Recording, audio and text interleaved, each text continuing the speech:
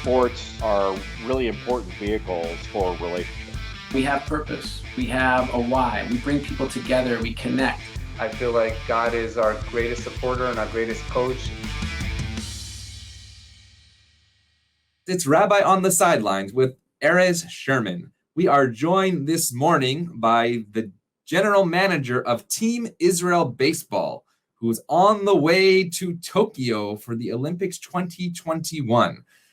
Rabbi on the Sidelines, where sports and faith intersect. Peter joins us live from Givatayim in Israel. Peter, it's so nice to have you this morning or for this evening. Laila Tov or Erev Tov. Thank you, Rabbi. Thank you, Rabbi Sherman. It's great to be here. Good morning in Los Angeles. Yes, so we are on a timely topic here, and that's why this special edition of Rabbi on the Sidelines is happening today, because as many people, in fact, don't know, Israel is going to the Olympics for baseball. 6 teams qualified, and that means 50% chance that we're going to come away with the medal.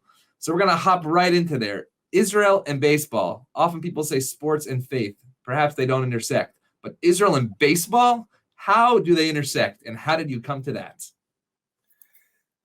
They intersect in a lot of ways. I mean, baseball's been in Israel for a long time. It's been over 45 years that baseball was established in Israel. The Israel Association of Baseball is the Israeli federation for all of baseball in Israel. It's sort of like MLB and the American Baseball Association put together. We run all the activities of baseball in Israel. Today we have over 1,000 kids and adults playing baseball in Israel, from Beersheba in the south to Metula in the north. Activities going on, all age groups from the age of 6 up to adult. We have an adult league of 5 teams, and we also send national teams overseas to international tournaments. And are they Americans who made Aliyah playing baseball? Are they Israelis playing baseball? Who has that glove and mitt? The original ones were certainly Americans who made Aliyah to Israel. But as the years have developed, more and more Israelis have come to love the game. As they go overseas to America, they see the game, ESPN, Fox News, Fox Sports, they watch it on TV, they get to appreciate the game. Today, if you come to Tel Aviv on a Friday afternoon, the Tel Aviv Sport Tech, you'll hear Hebrew, you'll hear words mixed in like ball and strike mixed in there, because there aren't really Hebrew words for that, although there are really Hebrew words for that, but they don't use them that much. But today, over 50% of the kids are Israeli. We're born in Israel, we're Sabras. You have still your clusters of Americans in Renana, in Beit Shemesh, where we're building new fields, actually. But more and more Israelis are learning the game and loving the game. It's not the top sport in Israel by far. Basketball and soccer is still way up there. But we're growing. We're getting bigger. And hopefully after the Olympics, with the exposure of the Olympics, we'll be able to double our players in the league. So 45 years of baseball in Israel, little leagues, different teams. Now the Olympics. Take us on that journey to creating that team. I've been watching actually several times over this past couple of years, Headed Home, the documentary about the team going into the World Baseball Classic. If you have not watched that documentary, please go on go on your TV, search it. It's there. It's an amazing, amazing story. Tell us, how did you create this team? How did you decide who was going to be on this team to take to the Olympics for Team Israel at baseball? The story of Israel and international baseball actually started probably in 2007, which was 13 years ago. We're celebrating the bar mitzvah now of the Israel Baseball League. That was the first professional league that was in Israel. It lasted for one summer. It was a fantastic summer. 120 players came to Israel, played in that league, 6 teams. Managers were Art Shamsky, Bloomberg, our Bloomberg, they were there. They were managers of the teams. Unfortunately, lasted only one summer. But we made a lot of contacts, a lot of connections to Major League Baseball. Fast forward to 2012, Major League Baseball came to us and asked if we wanted to put up a team in the World Baseball Classic. At the time, it was the qualifiers. We obviously said yes. We couldn't turn anything like that down. To make a long story short, maybe we'll get more into this later. We played in the WBC in 2016 and 2017. After 2017, we had a great bunch of Jewish American ball players who were playing baseball for Team Israel, who were proud to have Israel across their chests. On the other hand, I also had a team of national team players here in Israel, adult national team players. We were somewhat mediocre in European competition. We were in the B pool in the European competition, and these were all passport holders. These were all original passport holders. By the way, including one kid who today pitches in the Baltimore Orioles, Dean Kramer, had a passport for when he was born. He was born in the States, but he used to play for Team Israel on our national team. And in 2017, we had a situation where baseball was coming back to the Olympics. It was announced that they would come back to the Olympics. We had a situation where I approached the players who played for us in the WBC, and I asked them if they wanted to take on Israeli citizenship, to make Aliyah, to come to Israel, to become Israelis, to be able to play on the national team, and hopefully, maybe, perhaps, who knows, in 2019, playing for qualification for the Olympics. And in 2019, we had to go through 4 different tournaments in the summer of 2019 in 4 different countries. Bulgaria, a hotbed of baseball in Europe, from Bulgaria to Lithuania to Germany to Italy, where the Olympic qualifiers were held. And in the end, we won the Olympic qualifiers. So let's go a little more in depth of who these players are, because we were talking a little offline about the heritage rule in the WBC, in the World Baseball Classic, and then the law of return, which so many of us are familiar with within the state of Israel, right? The law of return, that if you have one Jewish grandparent, tomorrow you can be an Israeli citizen and make Aliyah. Take that, and then in the headed home, I love when you had that the board, and you're like, Goldberg on Facebook. He's got to be Jewish. Let's see if he's got one Jewish grandparent. And you literally blind called these people. And the response was amazing. Like, yes, I'm going to come there. So take us through the recruitment of literally researching who had one Jewish grandparent of the best baseball talent in America, making Aliyah to go to Israel. Okay. It wasn't easy. Let's put it that way. Today, it's a lot easier. Today, people are coming to us because they hear about us. But in 2012, when we got our first invitation to the WBC, we weren't a known quantity. We were able to recruit Brad Ausmus to be our manager, to be the manager of the team. Also, Gabe Kapler and Sean Green were coaches of the team. So those were named players already out there. And we again, as you said, it's easy to go through the names, Goldberg, Cohen, Katz. Those are the simple ones. But to find somebody, for example, like Ty Kelly. Ty Kelly grew up, he went to an Irish college, Irish school. His father is Catholic. But a few years before, in a minor league game, in a single A game, he was signing autographs for some kids, and the kids had a yarmulke on. And he said to them, I'm also Jewish. Wow. And somehow the kids told the father, and the father filtered that down to me. And it got to me, and I called up Ty, and I asked him if he wants to play for Team Israel. And he said, sure. And his mother's Jewish, so he's got Jewish lineage there. And based on the heritage rule that's in process in the WBC, people who can get citizenship in your country are allowed to play for your country without having citizenship. Mm-hmm. So we were able to put together a team which had a few native Israelis, but also had mostly Jewish American ball players who we recruited. And again, in 2012, it was much more difficult. We went out and we found these players. We had to prove to MLB that they could get citizenship. So we had to, bar mitzvah certificates or bris certificates or, their parents' bar mitzvah certificates, or in one case or in a couple of cases, we took pictures of the tombstones of their grandparents. That was amazing to see that. Right. Wow. And having a Jewish star there. So mostly it wasn't the players that much. It was mostly I turned to the parents. If a player told me he was Jewish, so I said, okay, let him play. Let him be in majors, minors, wherever they are. Let them play baseball, and let me talk to their parents. So I spoke to their parents. I said, you must have a drawer someplace in your home where you have these documents. You've got pictures from his bar mitzvah. You've got the bris certificate or something. Somewhere you've got something. And as an example, I don't think he'll mind me saying this, Ike Davis. I spoke to his mother, and for hours that evening, she was looking around for some kind of documentation. Yes. Everybody knows Ike Davis is Jewish, and she's Jewish, and it was very clear that he was Jewish, but I needed documentation.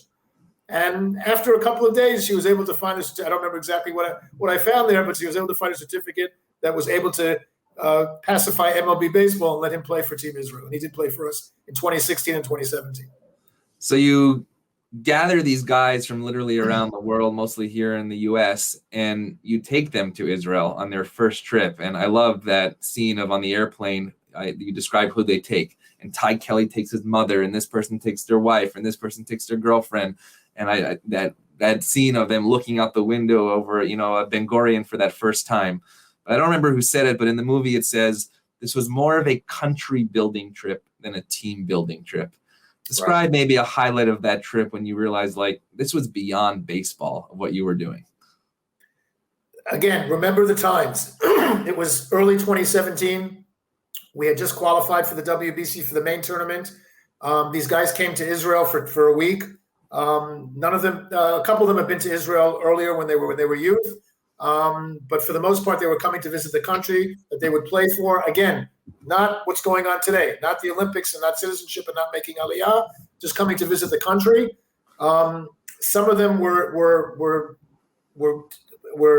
together, connected to their religion, connected to Judaism.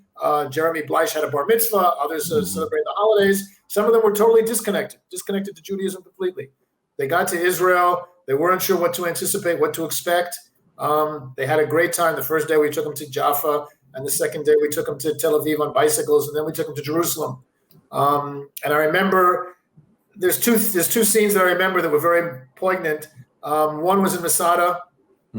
Obviously Jerusalem and the Wailing Wall and everything. They were there for Friday night. Those are very important moments. But on Masada, looking out and understanding the importance of Masada to everybody, to the Jewish heritage. And unfortunately, that day there was also a terrorist incident in Jerusalem, and a truck went into soldiers and killed a few soldiers and everything. And they hadn't heard about it because obviously they were disconnected from everything. And it was the morning. But we gathered them together after Masada and we told them that story, and they were like, okay, we didn't know about it or anything, let's go on. And then all of a sudden, about 3:00 in the afternoon, they started getting calls from the States, from their parents, from their relatives, from their families. Are you okay? Is everything okay? We know you were in Jerusalem and everything. Everything's fine. And they started seeing and they all of a sudden they understood and they realized what it meant to be Israeli, what it meant to be in the situation that we're in Israel. And they felt a much stronger association with Israel and being part of that. The second incident was going to the Baptist village, which is our main field in Petah Tikva. It's a very nice high school level field. Today we're building 2 new fields, both in Beit Shemesh and in Renana. But the Baptist village is still our main focus, our main field. And when the bus gets there, hundreds of kids. I mean, there's 1,000 kids in the IAB. There must have been 500 kids that day.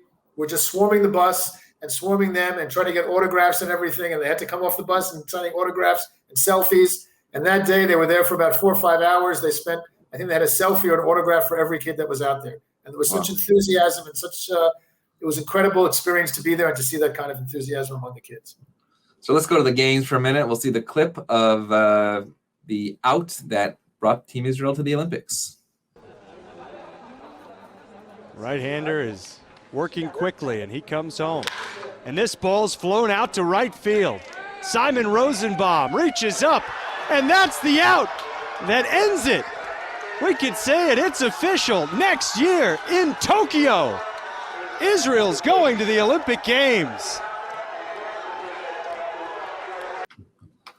What was that moment like, being right there? Israel's going to the Olympic Games. Describe that.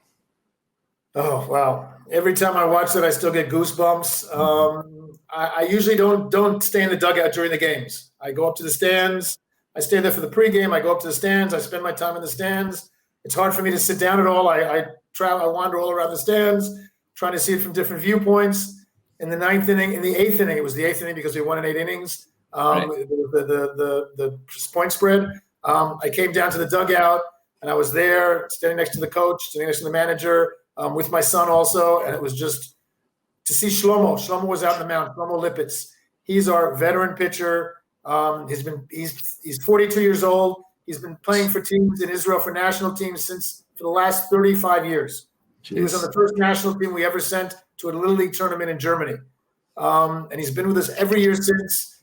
He grew up in the program. He lives in New York today, but he grew up in the program. Every summer he comes to Israel to play with us. He was on the mound that day. He's the classic player. He'll be on the mound in Tokyo with us. And it was fantastic to see him there and get that final out.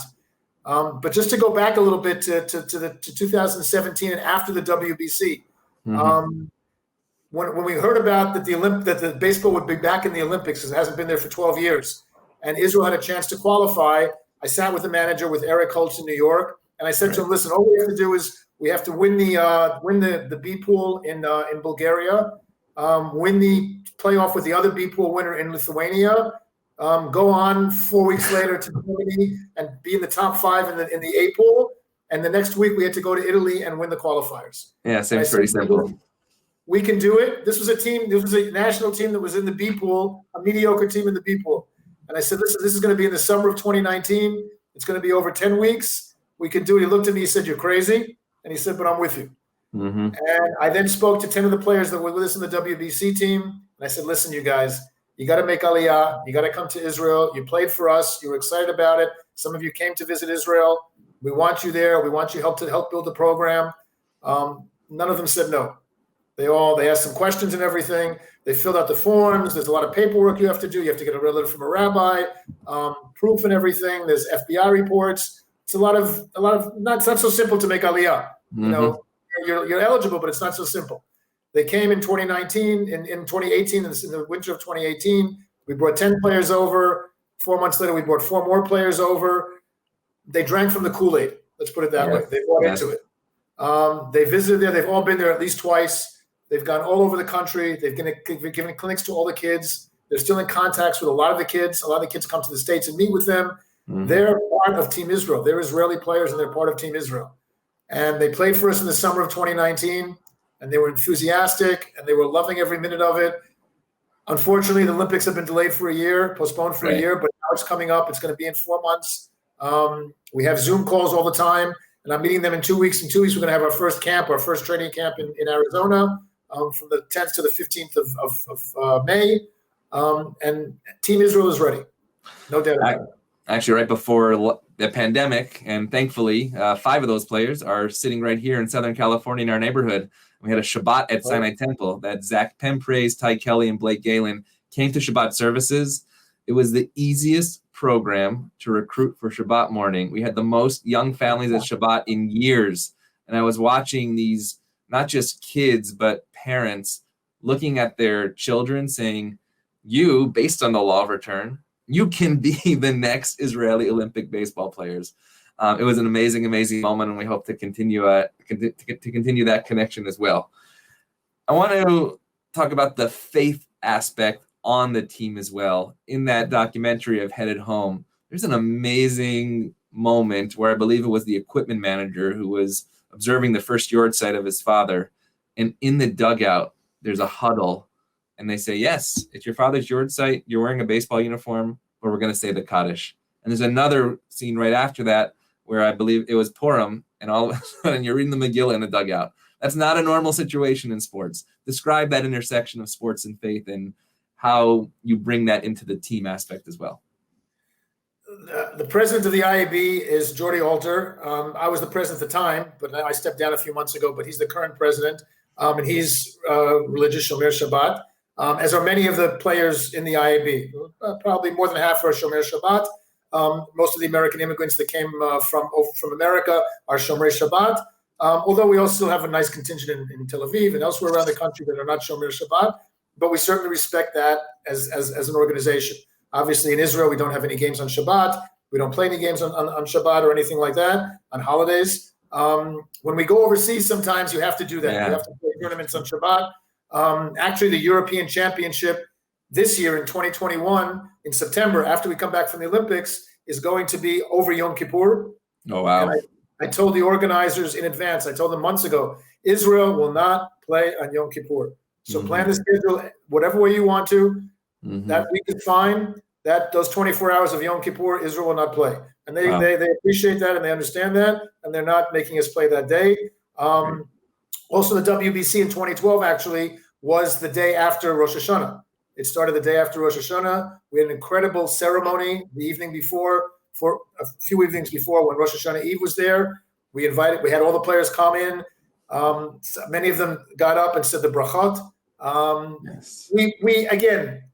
We're Israeli, okay? And Israelis are different than American Jews, okay? I was born in America. I've been living in Israel for 32 years now. We take religion a little bit differently than many of the American Jews take religion. For me personally, I'm not Shomer Shabbat, but it's a heritage. I'm very, very proud of my Jewish heritage, and I'm Jewish. There's no doubt about it, and I'm proud of it, and I try to instill that pride in our team and the direction that we go into. Not necessarily religion, but heritage, and that's crucial. When we went to the WBC in Tokyo, and we knew it would fall on Purim, Jordi right away, said, he got a Megillah. We also have one of our trainers is Shomer Shabbat, and they said they would read the Megillah, and we would do it in the dugout before the game, and not to interfere with anything. Any player who wanted to join us and be together with us could join us, and quite a few players did join us to read the Megillah. And we read the Megillah, and it was great, and people were stamping their feet whenever Haman's name was said, and all the things that you had to do there. And that was religious aspect, but it was also a heritage kind of aspect. And also when we heard that Eric had a yahrzeit right away, I mean, it was like, of course, you have to say Kaddish.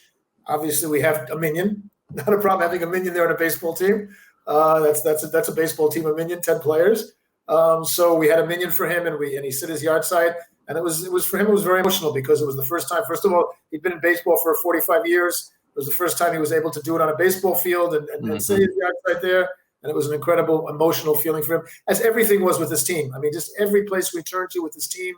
We had Friday night dinners together. Whenever Friday night came, we'd have it together.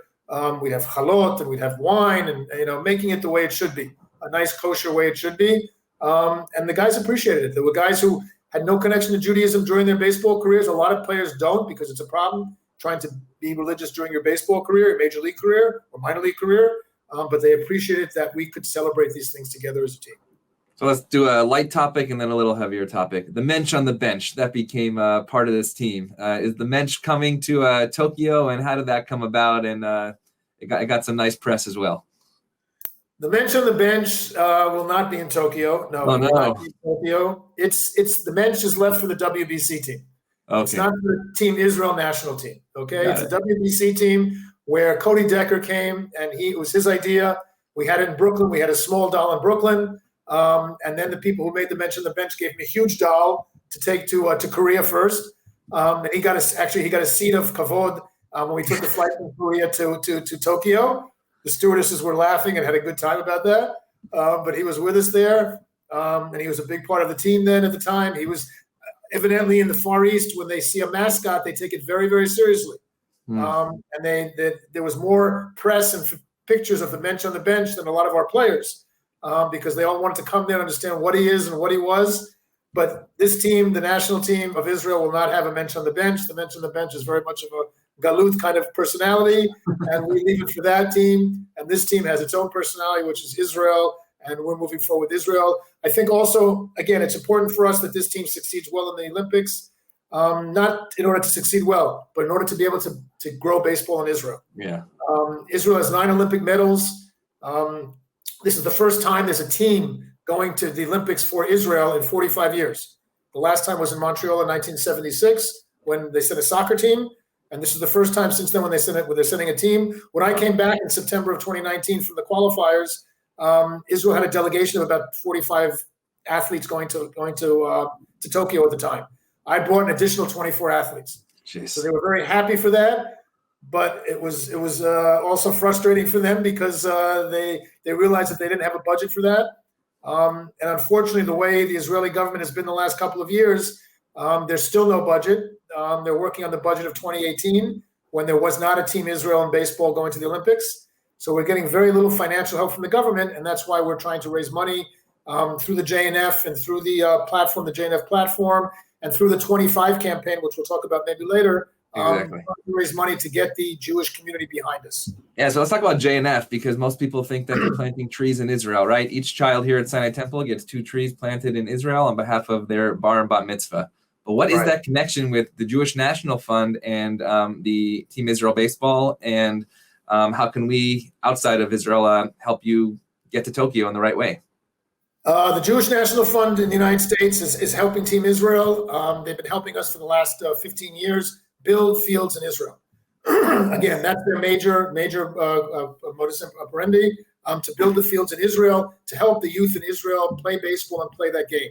Right now, we're building fields in Beit Shemesh and in Renana, thanks to the JNF, to their support. We're also looking to get more money to make the Sport Tech field in Tel Aviv, to put up lights and to have that there. Nice. But in addition to that, they're supporting us also for the baseball team. We're trying to send this team to Tokyo the best way. Obviously, we have a mini camp in Arizona. We have mini camps in the Northeast in July. We have expenses. We're raising money for these expenses. What you see here is the platform where you can go into to support us. And we're talking about the Jewish world being the 25th player. We're sending 24 players to Tokyo, 24 mentions to Tokyo, and we want all the Jewish population, the Jewish community, to be the 25th player, to join us there, to help us spiritually, to help us mentally, to help us psychologically, and also to help us financially. So let's look at the video of the 25th player to show what Peter's speaking about, and those Little League fans, baseball fans everywhere can help Team Israel. Here we go.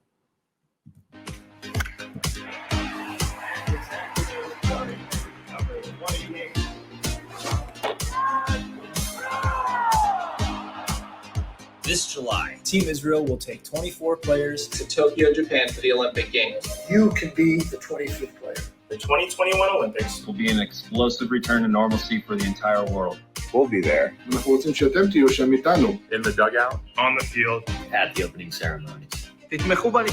help us get to Tokyo and win a medal. Be the 25th player.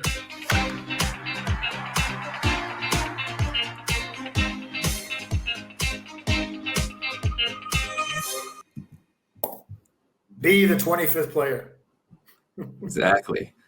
So how do you do that? And then also you said about building fields in Israel. I know one of those fields is named after Ezra Schwartz, who was such an amazing baseball fan who was, unfortunately, his life was taken by terrorists and just a couple of years ago from Boston. What's that connection as well? Ezra was in his gap year in Israel. I believe it was 4 or 5 years ago. Right. And he was, as you mentioned, killed by terrorists. His cousins and his uncle live in Renana. And they put together a fund together with the JNF, donating towards the field that we're building in Renana, which will be called after Ezra Schwartz. And that's the story. It's our way of memorizing his memory and putting it into a field. He was a huge baseball fan.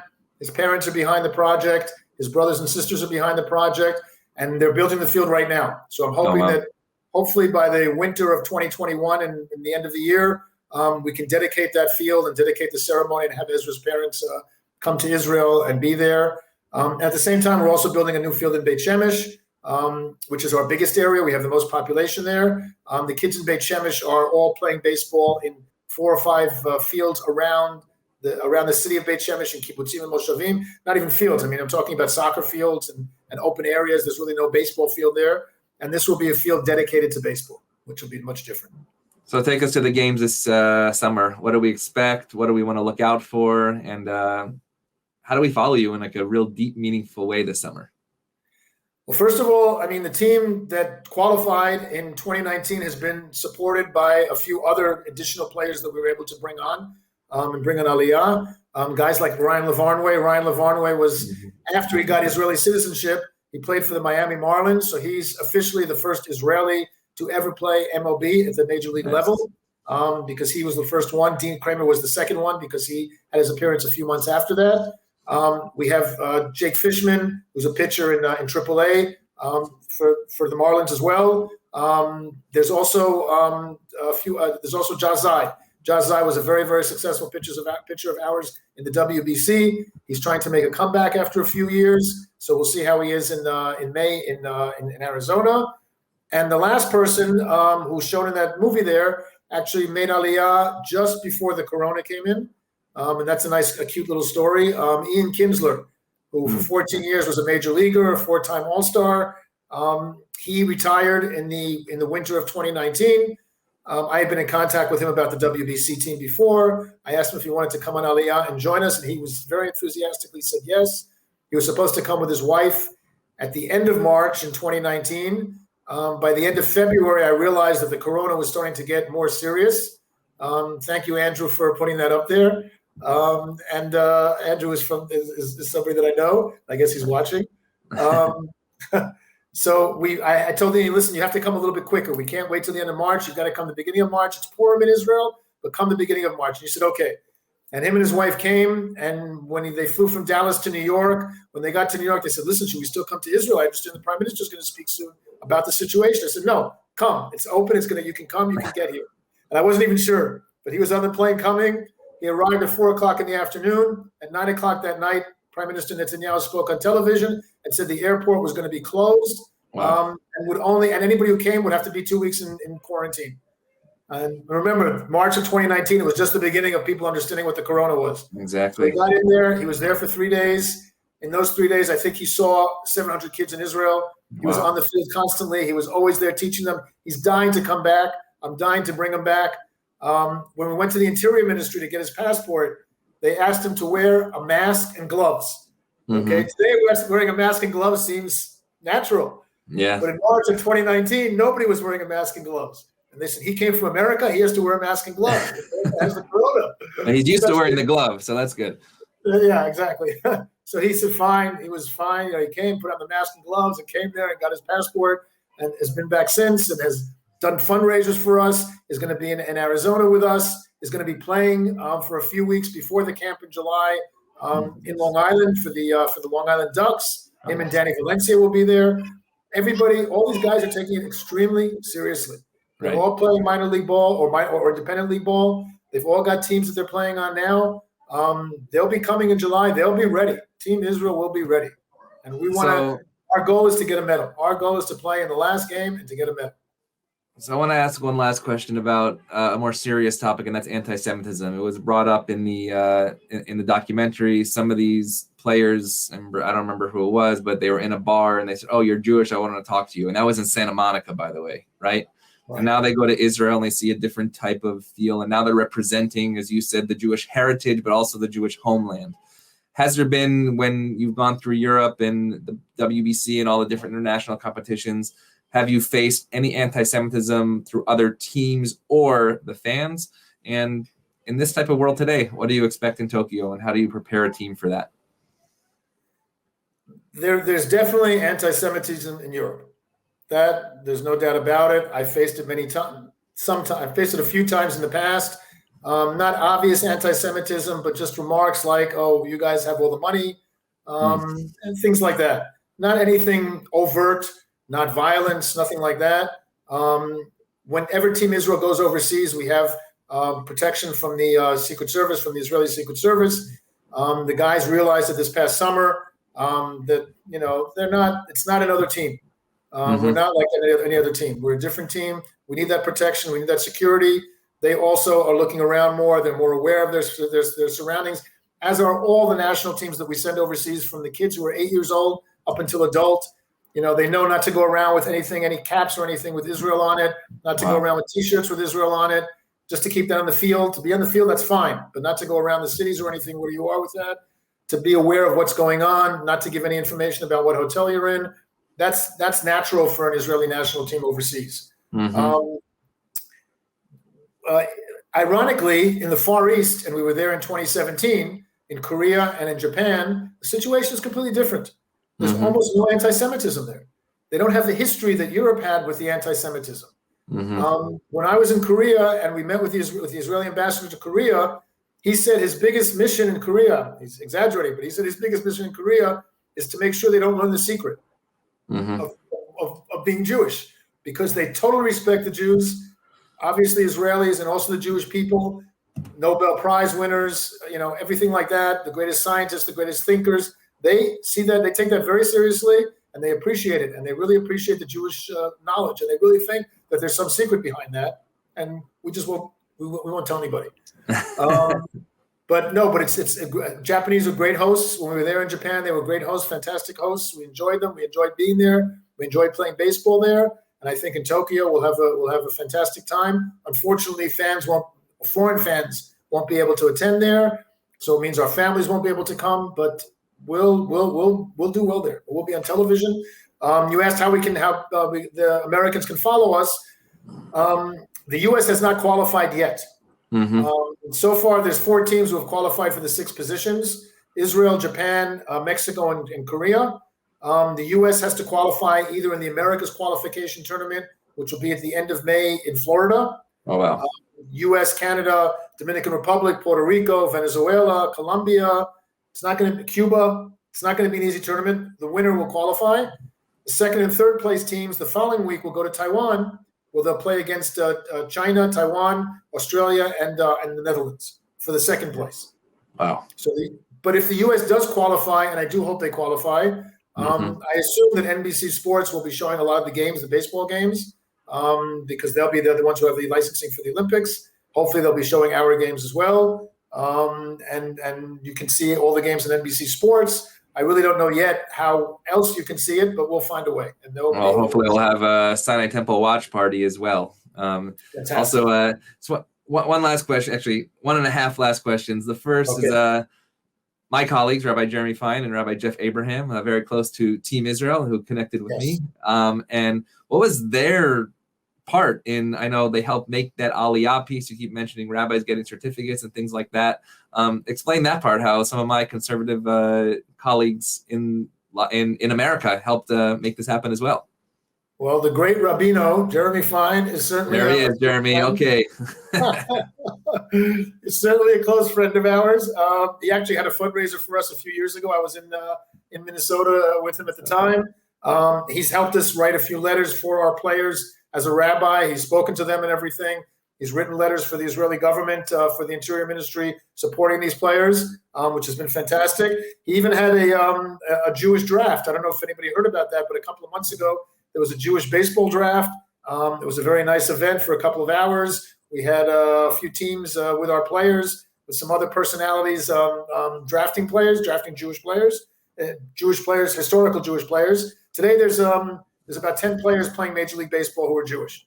And they're on our sites for the WBC in 2023. But we could draft anybody in the history of Jewish baseball. So and basically, we didn't really have a game after that, but Jeremy was the judge and he was deciding which team would have won. And that was really a lot of fun. And we look forward to having Jeremy with us a lot more in the future. And another rabbi in the Sinai Temple as well. I hope you'll be involved with our team as well. Absolutely. Take us to 2028. I know Danny Grossman, also a good friend of ours here at Sinai Temple and a good friend of Team Israel Baseball. He says, looking forward to kids from Sinai Temple working with Team Israel in the 2028 Olympics at Dodger Stadium. I'm actually taking my son for the first time ever to Dodger Stadium tomorrow. Take us to 2028 and how we get Team Israel here and the Los Angeles community supporting them just a couple years out. First of all, the Dodgers have a good history of Jewish players. They've had plenty of Jewish players on their team. Unfortunately, Jock Peterson is no longer with the Dodgers. He actually played for Team Israel in 2012 as a single-A ball player. He was a 19-year-old kid in single-A, and he played for us in 2012. And he actually almost had the winning hit against Spain. Unfortunately, it was caught by the right fielder, and we lost in the 10th inning. But he was a great ball player for us. Listen, 2028 is the next time baseball is going to be back in the Olympics. The Olympics in 3 years will be in Paris, and there will not be baseball in the Olympics then. It's become more of an elective sport for any country who's hosting the Olympics can elect to have 5 different sports as their elective sports. So LA will also have that. And if Team Israel today is made up of 4, or the Olympic team will be made up of 4 native Sabras who grew up in Israel and 20 Jewish Americans who made Aliyah, we're really hoping that in 2028, I don't know if that number can be reversed, but I'm hoping that we can at least have double figures of Israelis, native Israelis who are there, as opposed to Jewish Americans who are making Aliyah. And I think we can do that because in addition to Dean Kramer, who's pitching for the Baltimore Orioles, we also have 4 players in colleges in the United States.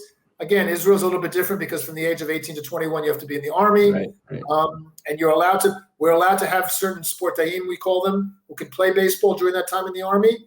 But they're still in the Army. They still can't be in the same competition as anybody else. So it's more difficult when you're a 21-year-old or 22-year-old freshman in college to get anywhere. But they're improving. Our baseball's improving. We have 1 player playing in Japan, in the league in Japan. And baseball in Israel is improving. And we have at least to this summer, we'll have about 5 more guys who are sportayim in the Army. That's a big boost. We're also sending a U18 team to the European Championships. They won the B pool 2 years ago. And now we're hoping to do well in the European Championships. And that's all made of Israeli Sabras who grew up in Israel. Wow. So you heard it here. Team Israel Baseball going to Tokyo. We can't wait to follow Team Israel and as they vie for a medal. Again, not just to represent baseball, but really to represent the land of Israel, as we say, Am Yisrael Chai. Peter, it is a pleasure to have you here on Rabbi on the Sidelines, General Manager of Team Israel. If you're interested in supporting, please go to jnf.org and find the baseball link. We all need to do our part to make sure that we represent the land of Israel, in this amazing competition in Tokyo for the 2021 Olympics. Peter, so good to have you on Rabbi on the Sidelines. Thank you so much. Thank you, Ernest. I appreciate it. Have a good day.